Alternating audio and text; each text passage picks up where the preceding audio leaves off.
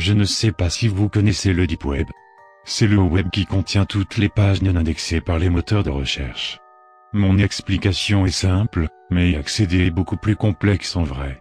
Ces pages sont peut-être introuvables sur Google, mais il est possible de chercher des informations dessus si vous ne savez pas ce que c'est et que vous souhaitez approfondir le sujet. En bref, j'ai téléchargé sur le Deep Web un plugin bien spécial. Je sais ce que vous vous dites, connaisseur du Deep, contrairement aux novices. Il ne faut pas télécharger dessus, il y a plein de virus, blablabla. Mais mon problème n'est pas que je suis tombé sur un virus. Le plugin était réservé à Facebook, et au début tout allait pour le mieux. Il était dit que cela permettait de nouvelles fonctionnalités, comme par exemple passer du journal au mur, action impossible, en moins de 2, ou même d'avoir une nouvelle messagerie instantanée, l'explication accompagnée bien sûr de plusieurs captures d'écran qui garantissaient une certaine fiabilité. Mais lorsque j'ai lu installer, rien ne se déroula comme prévu. J'étais naïf. Le plugin était en réalité appelé Hidebook. Je ne m'étais pas posé de questions en lisant le titre. Le contenu seul aiguisait ma curiosité.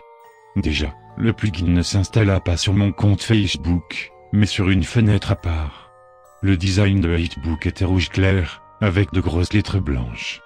Dans une pop-up, des chiffres apparurent à l'écran. Il y avait sur la fenêtre ouverte une case sélectionnable où l'on pouvait taper des lettres. J'écris au hasard, F.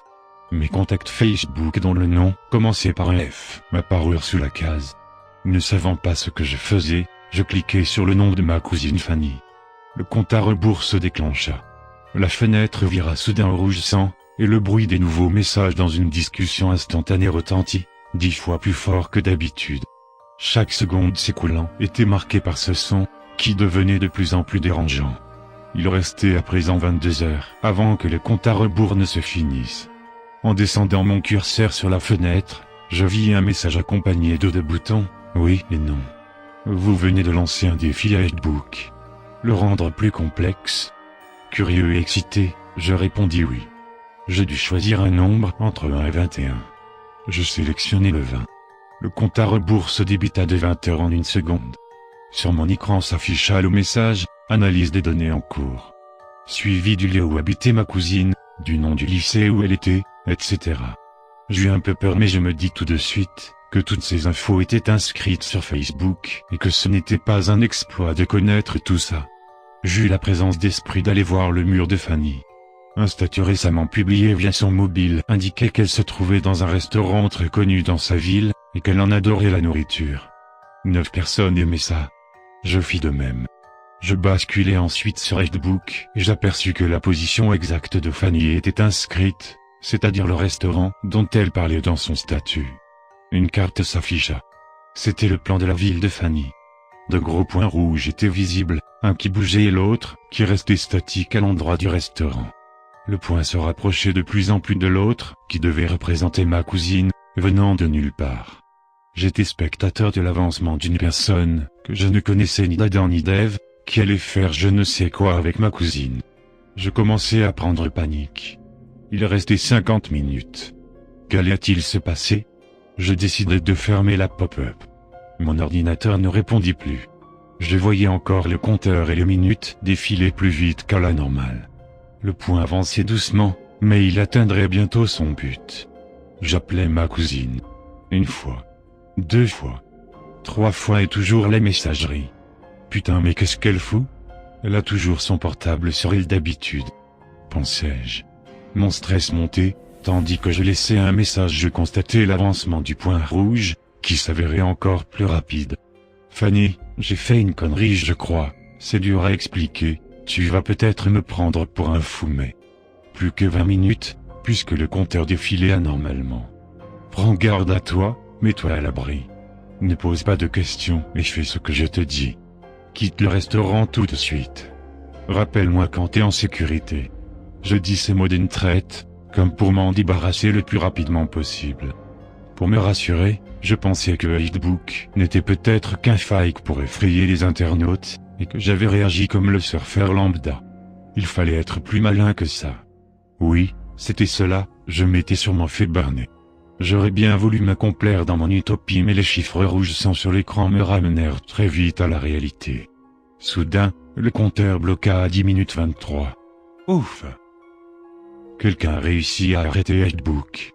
Fanny est sauvée, en plus elle a dû écouter mon message et voir mes 3 appels maintenant, car il devait manger, elle va vite me rappeler, je vais tout lui expliquer, tout va bien. Me disais-je. Malheureusement, après ce blocage, les chiffres défilèrent à toute vitesse jusqu'à atteindre 30 secondes. Une demi-minute qui s'écoula normalement. Une demi-minute durant laquelle je me sentis impuissant. Les dernières secondes s'égrenèrent doucement. Puis le zéro fatal apparut. Les 2 points se rencontrèrent. Il ne se passa rien durant toute une minute. Puis fin s'inscrivit sur Facebook. Par réflexe, je remis Facebook. J'avais une notification. Fanny a posté une photo sur votre mur. Quoi? Pourquoi elle fait ça? Quelle photo ça peut être? Me demandai-je. J'aurais voulu ne pas le savoir. Fanny avait publié, ou du moins la personne, qui était sur le compte de Fanny, une photo d'elle, la tête écrasée sur la cuvette des toilettes, sûrement celle du restaurant. Le sang inondait la cabine.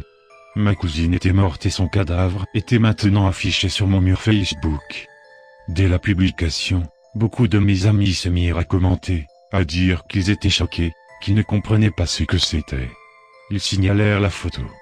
Je vis dans la description de la photo, Facebook 2012, merci de votre confiance. Le visage ensanglanté de ma cousine me hontait à présent. La fenêtre de Facebook clignota. On me demandait un versement d'une somme astronomique par PayPal. Pourquoi? Je venais de perdre ma cousine, la personne la plus chère à mes yeux, et on me harcelait jusqu'au bout. Les larmes coulaient le long de mes joues, j'en busse jusqu'à plus soif. Elles inondaient le clavier sur lequel je tapotais en rythme. Car oui, sans ciller, je cherchais à arrêter Facebook. Il le fallait. Je ne me rendais pas encore bien compte de ce qui m'arrivait. Et c'est encore mon cas. Fermer Facebook me semblait la solution. Il le prit comme un refus de paiement. J'utilisais Tor et je fis des recherches sur le Deep Web. Sur le Hayden, le Wikipédia de ce web parallèle, était inscrit en majuscule que Facebook était en réalité un réseau français de tueurs en série. Il y avait des petits groupes de serial killers par région, et selon l'emplacement de la personne à éliminer, ceux-ci se reliaient. On nageait en plein roman policier. Je me rappelais soudain de la phrase inscrite lors de l'installation, Facebook vous permet de couper contact avec les personnes qui compliquent votre vie. Avec écrit en petit, une demande de suppression est payante, sous peine de représailles. Payer ces gens pour avoir tué ma cousine. Et puis quoi encore? Malgré cela, c'était quand même moi qui avais ordonné ce meurtre. Une pop-up s'ouvrit. Le compte à rebours. J'avais refusé de payer, j'allais devoir, sans jeu de mots, en payer le prix. Ma ville était inscrite sur la fenêtre. Je supprimais vite sur Facebook la précision d'où je me trouvais. Rien à faire, la carte était déjà apparue, avec un point qui devait me symboliser, moi, la proie, et l'autre qui arrivait. À l'heure où j'écris ce texte, le compte à rebours indique qu'il me reste 1 heure. J'espère juste que mon cadavre ne sera pas affiché sur mon mur Facebook. Faites attention aux informations que vous laissez sur votre compte de réseau social. N'importe qui pourrait les utiliser à des fins malsaines. N'installez jamais Facebook. Le mur de Fanny est devenu un musée des horreurs.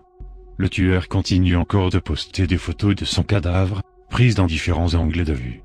Si Facebook ne me retrouve pas, je ferai tout pour fermer le compte de ma cousine, afin qu'elle garde une certaine dignité.